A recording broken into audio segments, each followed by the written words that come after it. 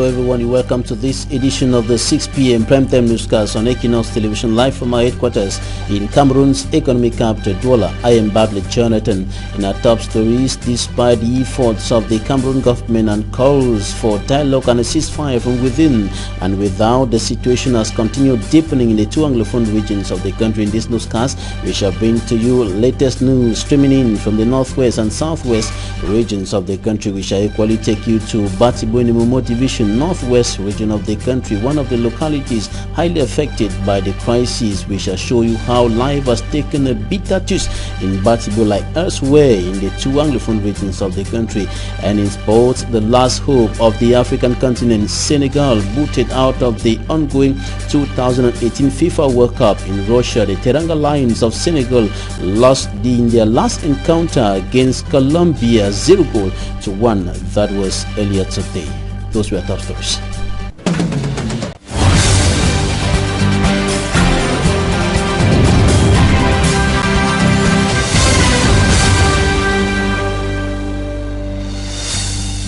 We begin this newscast with latest news streaming in from the northwest and southwest regions of the Republic of Cameroon, hit by socio-political and security crisis for more than 2 years now. Facts and figures streaming in from the northwest and southwest regions indicate that the situation has continued deepening. Details in this report. Bullets continue killing. Fire continues raging. Circulation and other activities paralyzed in the two English-speaking regions of Cameroon.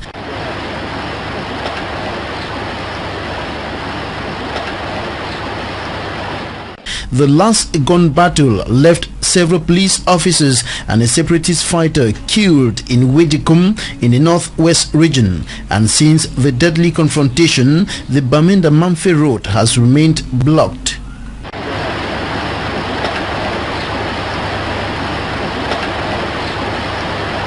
It has spilled into the west region again. Armed civilians exchanged bullets with security and defense forces in Babaju in the Bambutus division. In Muyuka in the southwest region, a branch office of Elections Cameroon has been reduced into ashes. In the report coming up, Staff Lady Mimi Mefo takes us to Batibo in the Momo Division, northwest region of the Republic of Cameroon. It is one of the localities highly affected by the Anglophone crisis. It should be recalled that two government officials have so far been kidnapped in the same locality. The divisional officer of Batibo, as well as the northwest regional delegate of social affairs and life, has taken a bitter twist in Batibo, as it is the case elsewhere in the two Anglophone regions of the country. Mimi Mefo. Batibo is one of the subdivisions in Momo. It is located 40 kilometers from Bamenda and about 100 miles east of Nigeria. It is also situated along the Bamenda-Mamfe highway and known as the economic, social, political and cultural heartbeat of the Mogamo-speaking people. This is the area where two administrators have in 2 weeks been picked up by unknown armed individuals and taken to an undisclosed destination. In Batibo, life has not been the same again for the population since the kidnapping of the divisional officer for the said locality on the 11th of February and the escalation of the Anglophone crisis. During a tour through the neighborhoods, doors were closed even in the afternoon and the streets were empty. Only few persons could be spotted. They don't go see other thing be start how they be tip they can't take D for fee for 11 February. Since that day they be take so people they be there for your army, then they be there for you. So all picking, they run them. Now all we she don't.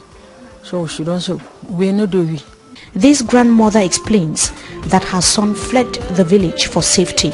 She and other locals further recounted how their economic and social activities have crumbled as a result of the prevailing situation. You know the chop flop. You know if you be steady for place you want to do something. You see so they run, you know what fear. You must fear. So we have no way for we manage life. Just day. We no day we would go buy tea for the go stand for chop. We begin there. And how we would me and my brother we must around die. You know, gay brother and sister. Now only we will take compound. A palava money, we know the gay with money. They are the only Batibo-based residents who accepted to talk to Equinox TV's team of reporters. Their desire is for the return to normalcy in the area and in the entire northwest region of Cameroon. To the administrators, the tension would have been minimized if the population worked in close collaboration with forces of law and order. They fear how they name people, they come, they shoot that gun, they want to shoot, and so they say they don't want to see a boy picking. More do her. They gave for run. If now you see gun, they should show you should run. As they told, they said they want a man picking there. Come for some mommy where they for us where a pass me said some small money will be put up for basket for move and biting that they move on. But the fear in this part of the northwest region of Cameroon is general. In the meantime, contributions are ongoing in view of meeting the more than 12 billion francs CFA emergency humanitarian aid put in place by the government of the Republic of Cameroon to assist thousands of persons who have been displaced in the two Anglophone regions of the country and those who are now seeking refuge in neighboring Nigeria, many of them living in very deplorable and even precarious conditions. And a sum of 120,100,000 francs CFA has been contributed by elite in Ebolowa South region of the Republic of Cameroon for that purpose. Now we take you to the Mongo Division littoral region of the country, precisely in the Lum, where an accident has left 2 persons dead, and a report streaming in indicates that heavy iron bars that were being transported from the littoral region to the west region of the country fell off a truck and crushed 3 persons, and 2 of the victims have died. Franklin Mwabe reports.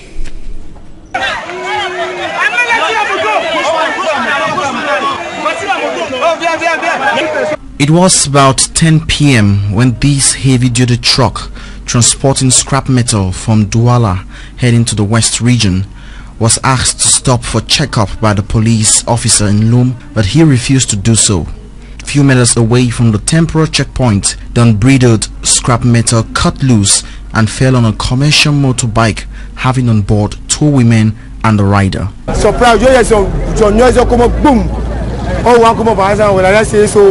All of a sudden, we heard a loud sound. A truck transporting iron bars had fallen on 2 women and a man on board a motorbike. 1 man, 2 women. 1 person died on the spot and another later died at the Njombe District Hospital. The truck driver and his assistant disappeared into thin air. Witnesses condemned the fact that the rusted iron bars were not tied. They added that the gravity of the incident would have been worse if it happened during the day, considering the busy nature of the stretch of road, coupled with unauthorized business activities, loading and offloading of vehicles that take place here. The incident further highlights the absence of a motor park in Lum and the proliferation of selling spots and shops at this junction and other roads linking Lum to Douala, Nkongsamba and Tombel, especially during these holidays.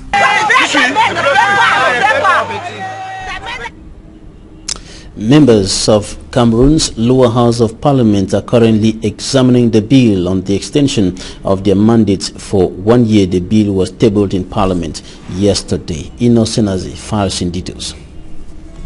Members of parliament will now have to warm their seats at the National Assembly for another 12 months. This follows the head of state's decision as a result of the socio-political crisis plaguing the country.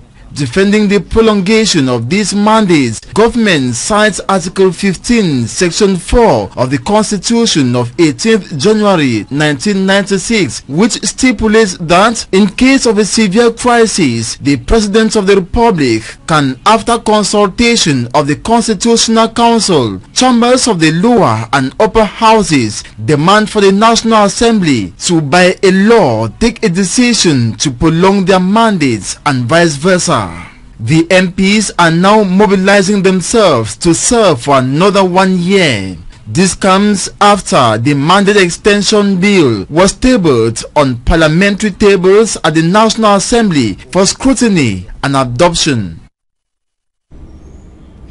Trade unionists in the Republic of Cameroon has attributed the recurrent strike actions in companies across the Republic of Cameroon to what they consider as lack of political will, referring to failure by company managers to implement national and international labor laws. They were speaking here in the economic capital Douala yesterday on the sidelines of an awareness and sensitization workshop organized by the Ministry of Labor and Social Security to boost the implementation of conventions of the International Labour Organization signed and ratified by Cameroon. The workshop ended today. Coming up, talking point, or rather before talking point, we take the smart side of the World Cup. Thanks for joining us in the smart side of the ongoing 2018 FIFA World Cup in Russia. We're going to start with this sad news for the African continent. The last hope of the continent, the Teranga Lions of Senegal, have been booted out of the competition by Colombia after they suffered a 0-1 defeat today. Yes, Babila, good evening, and of course it is another sad day. Finally, maybe what many people have been saying, FIFA, football is not meant for Africa.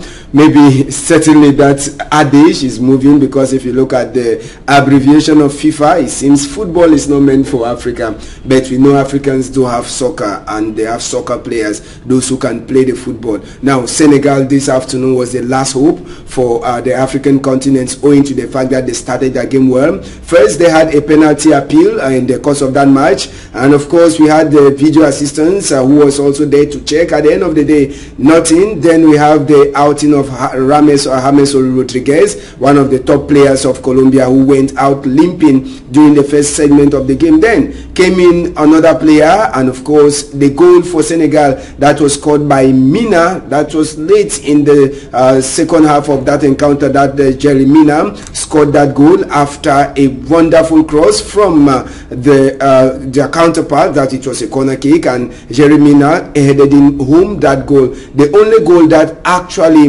made Senegal to be eliminated. And it was a jubilation, it was total jubilation for the Colombians who were hoping, and they finally celebrated that at the end of the day they were going home with the 1-0 victory. Smanjik and Gabriel, there has been a general outcry concerning that particular penalty that they refuse, or the referee refused to award to Senegal. Well, a general outcry, you might say, remember, is the same cry that came up when Nigeria was taking on Argentina.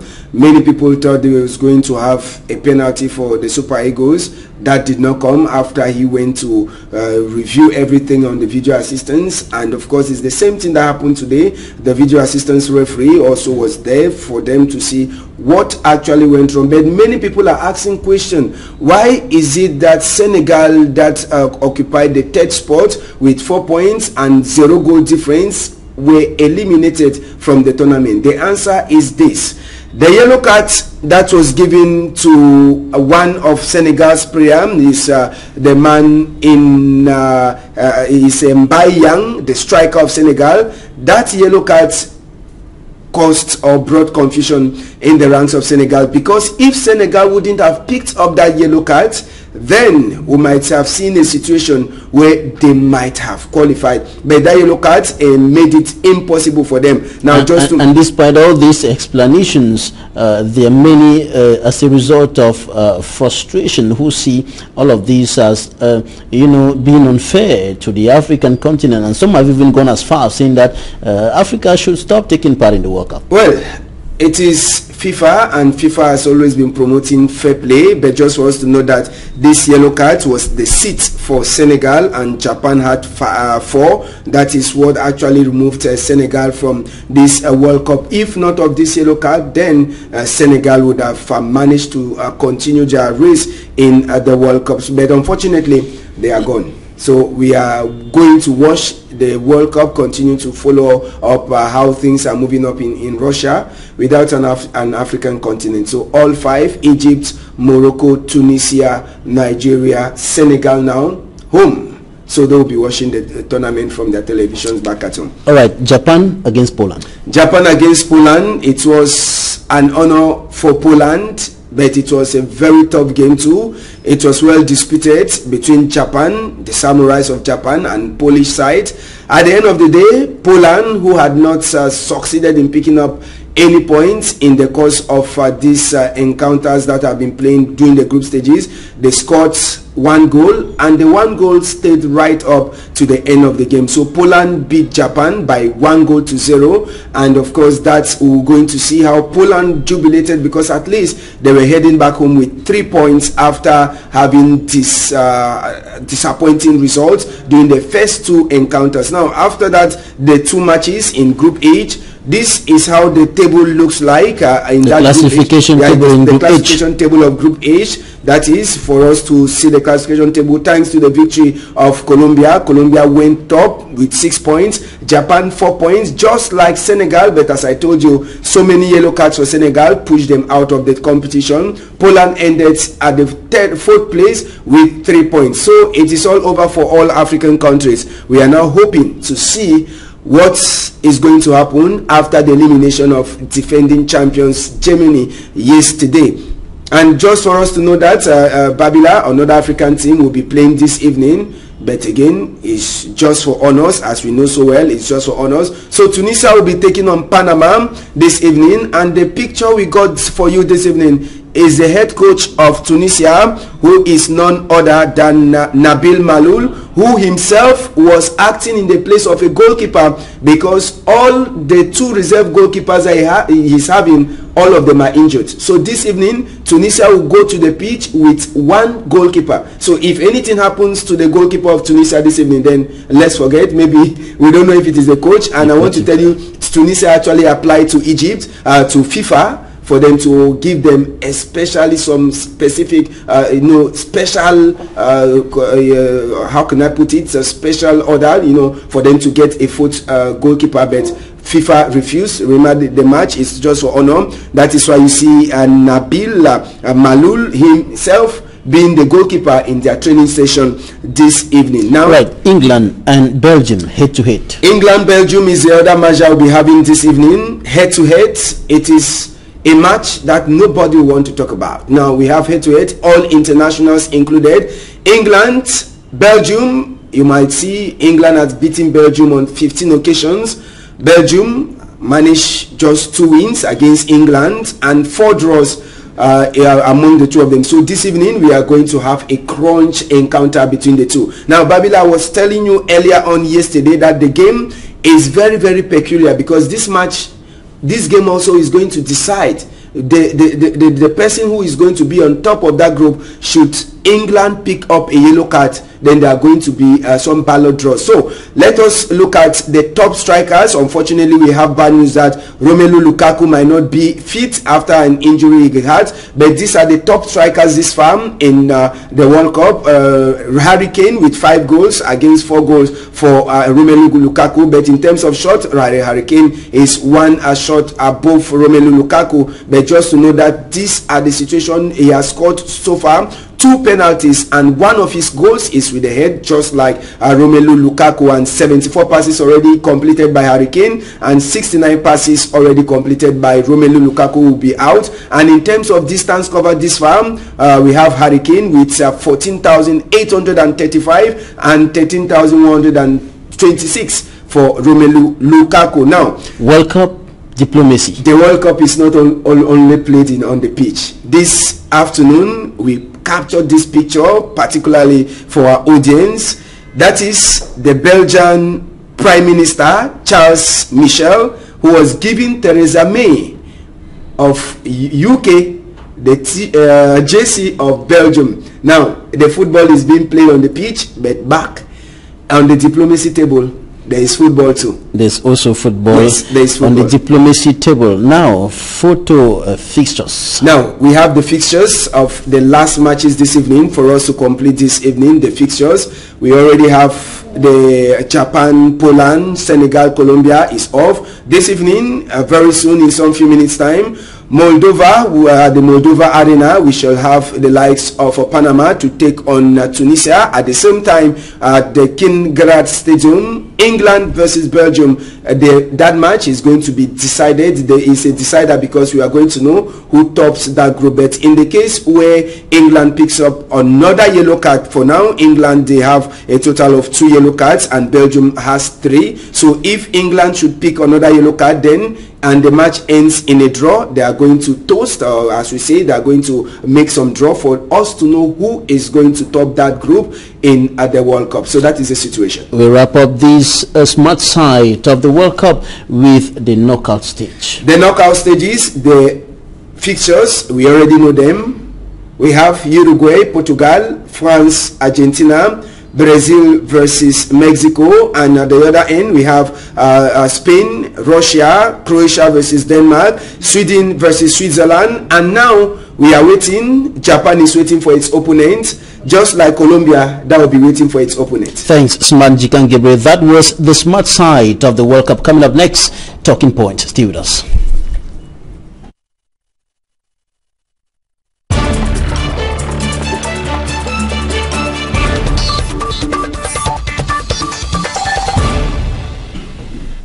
I told you earlier that trade unionists in the Republic of Cameroon have attributed the numerous strike actions observed or occurring in companies across the country to failure by company managers to fully implement conventions, notably concerning the labor code, as well the labor code in Cameroon and conventions of the International Labour Organization. And this is why the Ministry of Labour and Social Security is intensifying sensitization campaigns in order to boost the implementation of national and international labor laws in order to ensure the growth of enterprises and the well-being of workers. And we are receiving an official of the Ministry of Labour and Social Security. He is the delegate of Labour and Social Security for the Ndonga Mantung Division. It is in the northwest region of the country. Miti Tanui. Stanley, you're welcome. Thank you.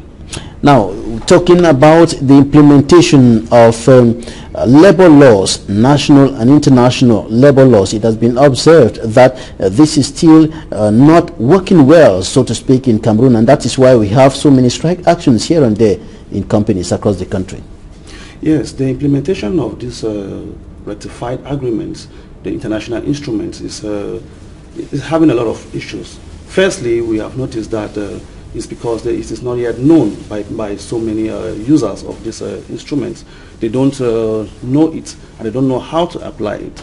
So this is why we are here in Douala to work on certain aspects on how to vulgarize, to put into place these instruments to everybody so that they can understand it. How important is it for a company manager to ensure the implementation of not just conventions of the International Labour Organization, as well as but also national labor laws?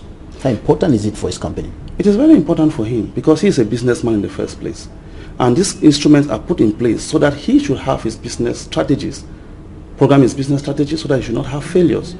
Because, for instance, if you have an industrial accident, you will notice that you have to spend more on the worker. Rather than putting in place those security measures that will prevent this industrial accident, so that day-to-day work will go on smoothly. Yeah, talking about industrial accidents and sicknesses at work, we notice that this is a major problem in Cameroon because of non-implementation. But as you're explaining, this is very important. But what explains the fact that managers, many of them are not willing to implement these labor laws? Yeah, so many aspects can intervene. For instance, you can have a financial situation in the enterprise. that will not allow the managers to pay those allowances that the workers are demanding. It can happen. Some can be that the internal rules and regulation is not followed even by the worker itself. So the manager will become reluctant to pay some of these advantages that the workers are demanding because they are not doing their own part of the deal. And the managers also will be reluctant to do their own part of the deal. Talking about the situation in your area of competence, you are the divisional delegate of Labor and Social Security from Dongamantum Division in the northwest region of the country. What's the situation over there? Are you receiving complaints from workers on a daily basis? Yes, I'm receiving complaints from workers on a daily basis. In as much as Dongamantum is particular with its own particularities, they have a general problem in Cameroon, which is the implementation of the law.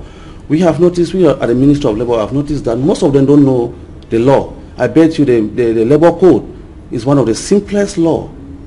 The language is very clean to be understood, but they don't yet understand some technicalities. So that is why we are trying to make them understand, to bring the law closer to them. And that is, of course, why you were brought together in an awareness and sensitization workshop on conventions of the International Labour Organization ratified by Cameroon here in Douala, and the workshop ended today. Yeah, we came here because, firstly, to put in place these conventions to the people that are really needing it. Secondly, we came here because the Minister of Labour and Social Security have thought it wise that to be able to take these conventions to the people, you must start with the labour inspectors. So they need to know the text and they know how to apply it before going to apply it down in the field. And I bet you that a lot of conventions have been signed, interesting ones. You have the convention on equal remuneration. It's a very interesting one. The convention on the tripartite organization, which is the most recent convention, convention number 144, that the minister signed some months back. So it is still in progress. There are very interesting conventions that are fundamental to the workers' rights. No, during this workshop, there were equally trade unionists and other stakeholders like you, delegates coming from the southwest, the northwest, as well as those from the littoral region of the country. What was the core of this assembly, of this meeting? Were they just explaining the laws to you so that you can go better and apply it better? The International Labour Organization have always talked about the tripartite organ, which includes the administration, the workers, and the employers. So that is the reason why all of them have to come together. In every aspect, they must work together to ensure, that is what they call social dialogue, to ensure a decent work and to follow up the country's decent work program. So all these parties need to come together, need to come to a consensus, need to come and talk to themselves on how to apply difficulties that they have and how to go ahead, because we must go ahead.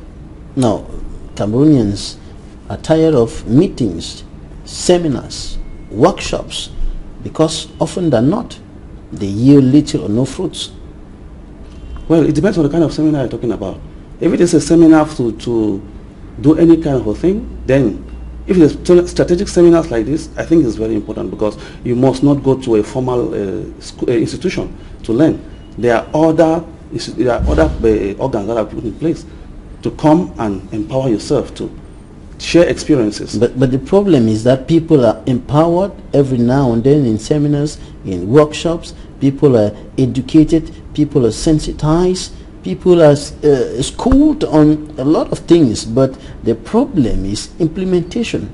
Implementation is always not coming on the ground. Yeah, and that's why we're here, to know how to implement. You know, most of the time when you go for a seminar and you come, you don't know how to implement, it means you do not go for a seminar. Normally, a seminar is supposed to make you, to give you a go-ahead, to give you a way forward on any issues that you are facing.